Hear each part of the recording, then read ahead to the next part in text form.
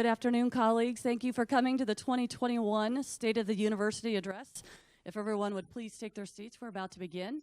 And if you would join me in welcoming Bradley's 12th president, Stephen Standiford, for the 2021 State of the University Address. Great.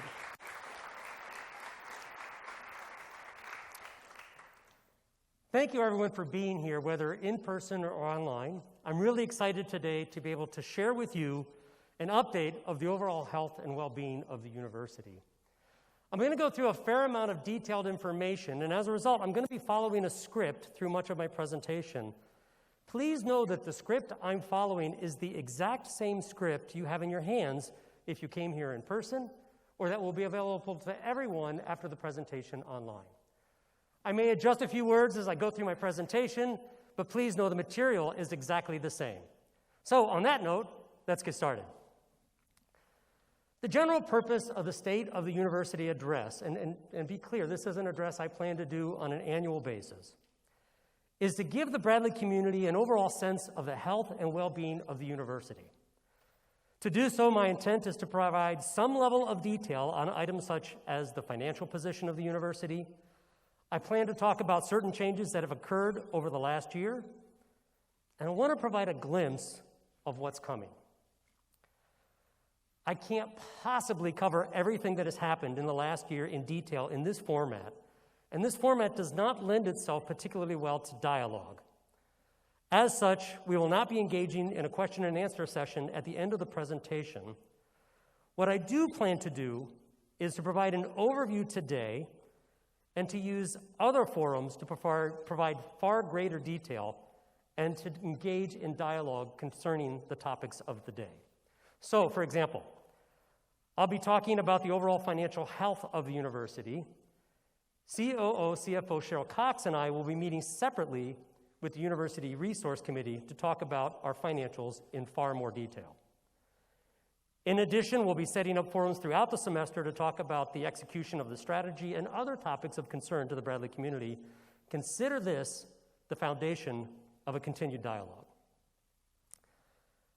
As I go through my comments today, I want to begin by recognizing what an unbelievably challenging year this has been for everyone. It doesn't matter where you served in the organization. For faculty, for staff, and for students, this has been an absolutely brutal year, no doubt about it. And I know these challenges continue. We are hopefully at the tail end of the pandemic, but it's not over, and even when it is officially over, we know there will be lingering effects for years to come. Our healthcare professionals tell us that the mental health impact of the pandemic will continue well after the pandemic is officially concluded. This is something we need to be continually sensitive to in the months and years ahead. I also recognize that it is human tendency to focus on losses more than gains, and I never want to underestimate the challenges we face. But I also don't want to ignore the important gains we've made this year. I can't possibly cover all of the good things that have happened. However, I will mention a few highlights that point to the overall health and well-being of the university.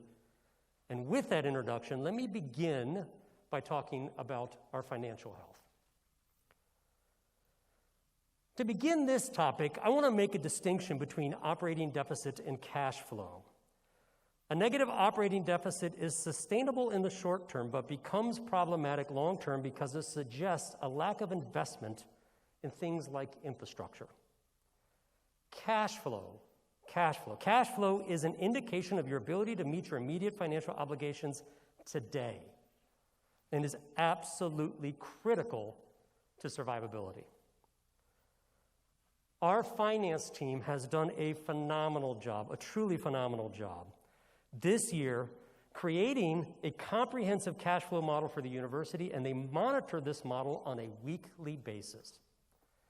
Today we have a much better understanding of our cash position, which allows us to be more thoughtful about the investments we make to help to move the university forward. And our cash position is solid. Like most universities, we have lines of credits that allow us to pull from loans as expenses come in faster than payables. That said, we will likely get through this entire year without having to lean on our lines of credit, which is a sign of a healthy cash position. And if we do need to pull on our lines of credits, they're there. In short, our cash position is solid. Part of the reason we are in strong position is that we navigated the last year better than anticipated. In the year going into the pandemic, the university experienced an operating deficit of $2 million. Going into the pandemic and not having a clear sense of our cash position at the time, the decision was made to put an immediate halt to any discretionary expenses.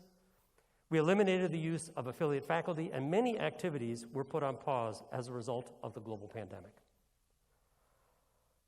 Although we did incur significant amount of additional expenses as a result of the pandemic, our enrollments did not decline as anticipated. I'll get back to the enrollment numbers in just a minute, but in the final analysis, we saw an incoming student decline of about 3.4% relative to the prior year, and this is much better than anticipated. And as a result, we were actually on track to experience an operating deficit of roughly $1 million by the end of the year. Additional funding through the CARES Act resulted in a positive operating margin of $3 million for the 2021 academic year. The enrollment numbers for this year have begun to trend back to pre-pandemic numbers. In fall 2019, we had a total of 1,048 incoming first-year students and 251 new online and in-person graduate students. In fall 2020, those numbers were 1,027 and 228 respectively. This fall, our enrollments are 1,042 incoming first-year students and 295 online and in-person graduate students. It is worth noting that this is the most new graduate students in a fall cohort we have seen since fall 2016. My hope and expectation is that our graduate and undergraduate numbers will grow in future years as we make investments to make Bradley education more attractive to future students. While we are still dealing with what I hope to be the tail end of the pandemic, it is time for us to shift out of crisis mode. Over the last couple of weeks, I've had the chance to meet face-to-face with various groups, and whether talking with the deans, executive councils of colleges, leadership of student affairs, and the list goes on, the feedback has been clear and consistent. We have been operating in crisis mode, and this needs to stop. It's interesting. I started my role here at Bradley at the heart of the biggest crisis many of us have ever seen. At the time, we did not have clarity on our finances. There was significant uncertainty in the environment, so we immediately went into crisis mode. In many ways, it's all I've known as your president, and it's all you've seen me do as your president. One of your colleagues described last year as a sort of martial law, and I think there's some accuracy to that statement. We cannot go back and redo what has been done, and I'm not sure I would in many cases. We did what we felt we needed to do at the time, but we need to change how we operate moving forward. We need to get out of crisis mode. We need to move beyond surviving and need to start thriving as an organization. A big part of this involves being more collaborative in decision-making. It's time to start engaging in healthy shared governance, and this is something I'm absolutely committed to doing. I will work closely with the president of the University Senate on how best to do so. In addition, we are exploring the possibility of creating a staff assembly to make sure staff are fully included in this process. Some of the expenses that were put on pause during the pandemic are being reinstituted. I realize you have not collectively felt many of these changes since the budget for the year was just approved at the Board of Trustees meeting on Friday. However, we are reinstating sabbaticals. We have shifted back to pre-pandemic teaching loads. We are opening up professional travel for faculty and staff. We are once again funding REC and special emphasis grants, the Center for Teaching Excellence and Learning, and the Cultural Affairs Committee. Most importantly, it's time to start reinvesting in the organization. I am strongly of the mind that you cannot cut your way to success. You can't cut your way to success. We move forward as a university by making key investments in the things that make the university great. And the greatness of the university is and always will be the people that make up Bradley University. So, effective January 2022, we will be funding the final phase of the faculty salary initiative that was paused in 2019. This will complete the full funding of the faculty salary initiative. We have also identified a 3-phase process for raising the hourly wage rate at the university. This includes funds to address issues of wage compression. More detailed information about this process will be forthcoming from HR by the end of the month. In addition, and on top of the items already mentioned, we will be executing a 2% raise across the board with a few exceptions. The senior leadership team of the university, which includes the president and my direct reports, have collectively agreed to forego the 2% raise. This investment, along with an overall increase in expenses relative to last year, put us at a projected deficit of $3 million for the 2021-2022 fiscal year. I previously mentioned we cannot sustain a negative operating deficit for long. Doing so eventually causes irreparable damage to the university. However, these are critically important investments for us to make at this time, and as such, the Board of Trustees on their Friday meeting voted unanimously in support of us going into deficit mode this year, with the expectation that we will be able to increase our net revenue streams moving forward and continue to enhance the financial strength of the university. Our opportunity moving forward is to enhance our revenue streams through growth of existing programs and the introduction of new programs.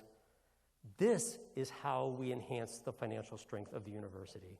And as we continue to increase the financial strength of the university, we will continue to make greater investments in the dedicated faculty and staff that are at the heart of what makes Bradley University great. We continue to make a variety of changes in a number of other areas, including advancement of fundraising. We've brought in a number of new high-quality advancement officers that complement a strong team of existing officers. One of our newest officers in our advancement team is our advancement officer in Chicago. This is a position we had many years ago and have now reestablished this position. Look, Peoria is and always will be our primary home. No doubt about it, this is home for us. I consider Chicago, in many ways, our second home. We have 26,000 alums in the Chicago region. 26,000, that's a small city. And many of our students continue to come from the Chicago area. I'm thrilled that we're able to start making investments to reconnect to the amazing alumni community that exists in our second home of Chicago. Many of our colleagues were involved in the development of a new strategic plan for the university. Nearly 80 colleagues were directly involved in the process through their service on faculty, staff teams, and committees, and I know many more were engaged indirectly. More than 400 of you responded to the strategic planning survey. Many people attended 11 different presentations of forums throughout the process, and others developed thoughtful reports that informed the work of the teams and committees. What I like about the way we did the strategy this time is we began the process by surveying more than 1,600 current and prospective students. This includes some who chose Bradley and others who did not. We also validated this data by conducting 10 focus groups with current Bradley undergraduate, graduate, and online graduate students. The vision created as a result of this great work states: we develop an engaging education that transcends traditional boundaries through scholarly and practical experiences in a diverse, caring, and inclusive environment to prepare purpose-driven leaders who achieve success and build a better world. Bradley University, an investment in the life you want. The vision is supported through our strategic imperatives. These are the driving forces that allow us to achieve our vision. The imperatives are welcoming, caring, diverse, and inclusive, personalized life plan, return on educational investment, boundary-breaking innovations, and financial strength and operational excellence. What I really like about this strategy, it is not a deviation of who we are. It's an articulation of who we are at our very best. One of the things that makes this strategy different from past strategies is that it is directional in nature. We have a series of activities to pursue, and some activities were in motion before the strategic plan was even concluded. And we'll continue to adjust our plan as we learn from implementation. This creates a wonderful opportunity for the entire Bradley community, for all of us, to continue to be engaged in shaping our strategic plan. So, what's been done to date? In order to create a more welcoming, caring, diverse, and inclusive community, we've begun the process of hiring a newly created position of VP of Diversity, Equity, and Inclusion. This person will report directly to me and will be a partner in helping us shape our diversity, equity, and inclusion efforts moving forward. The intent, the clear intent here, is to create sustainable change. Not temporary fixes, but sustainable change that makes diversity, equity, and inclusion core to who we are as a university. My expectation is that this person will be joining us at the beginning of the spring semester. Our new Office of Global Studies and Initiatives, which is designed to advance Global Bradley by coordinating, enhancing, and promoting the university's global education resources, and the newly formed Cross-College Interdisciplinary Studies Advisory Committee creates opportunities for boundary-breaking innovations. Our newly approved master's degrees in game design, degree completion, and the Moss Academy program for neurodiverse students are great examples of innovative new programs, as are forthcoming programs in occupational therapy, computer science, cybersecurity, and other areas. We've made significant investments in the area of online learning that also creates new opportunities for boundary-breaking innovations and personalized life paths for our students. We continue our long-standing partnership with Pearson. It's been a great partnership, and that's something we're continuing. In addition, we have brought on board new in-house instructional designers, and we've partnered with EAB for marketing in a way that allows us to build and operate new online programs with full ownership and control over key aspects of these programs, including complete control over program intellectual property. In terms of financial strength and operational excellence, we've introduced new IT systems improvements in areas such as learning management with the introduction of Canvas, and in HR with the introduction of ADP. We still have a lot of work to do in this area, and we are laying the foundation for this work now through the creation of a comprehensive data architecture strategy. We've introduced a number of new structural changes this last year, including a shift to a center of expertise shared services model. I recognize this is a very significant change in how things are operated at Bradley. It's going to take some time for us to fully adapt to this model. That said, it creates a wonderful opportunity for us to increase our depth of talent in areas such as human resources, finance, marketing and communications, and information technology. The ultimate goal of this shift in structure is to enhance the quality of services provided by these areas. This is a new model for Bradley. We'll continue to learn as we move forward with this model and make appropriate adjustments along the way to ensure continued operational excellence. We have a very significant change coming with the introduction of a resource-centered management budget approach. This is something that has been encouraged by the University Resource Committee and is something we are very excited to introduce. The intent is to shift to this new budget model for next year's budget cycle. You'll hear a whole lot more about the RCM implementation in the months to come. This is just a small sampling of the things that have already been happening relative to the strategy. Much, much more is coming in the months ahead. So, how is the external world responding to what's happening at Bradley University? We had a number of accreditation visits this past year. And whether it was business, engineering, nursing, HLC, in every single case, we got clear and positive feedback concerning the work being done at the university. Princeton Review has again recognized Bradley University as one of the nation's best institutions for undergraduate students. Only about 14% of America's four-year colleges are profiled in Princeton Review's Best Colleges books, and we are once again one of the few included in their review.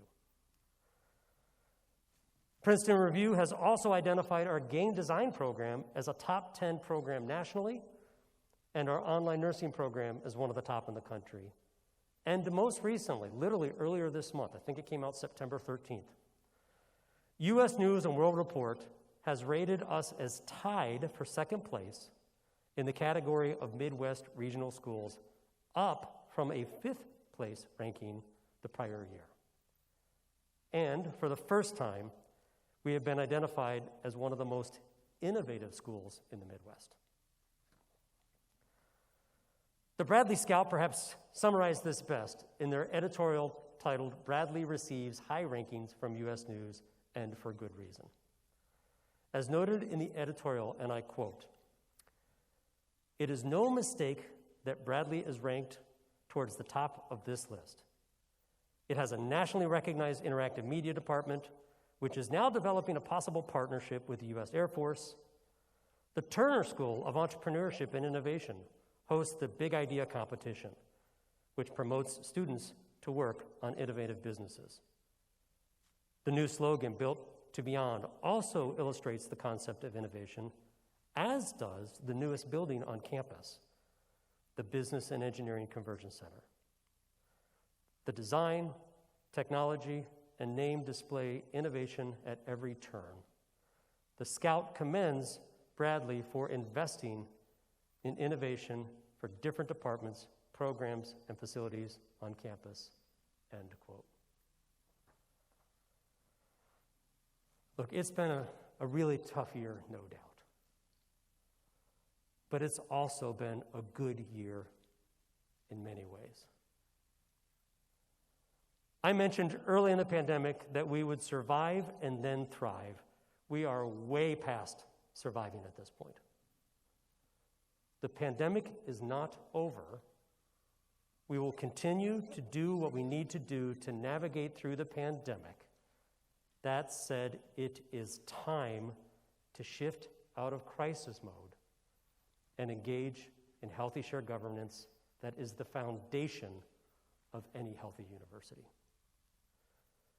We are in remarkably strong position today. And now it's our time to thrive.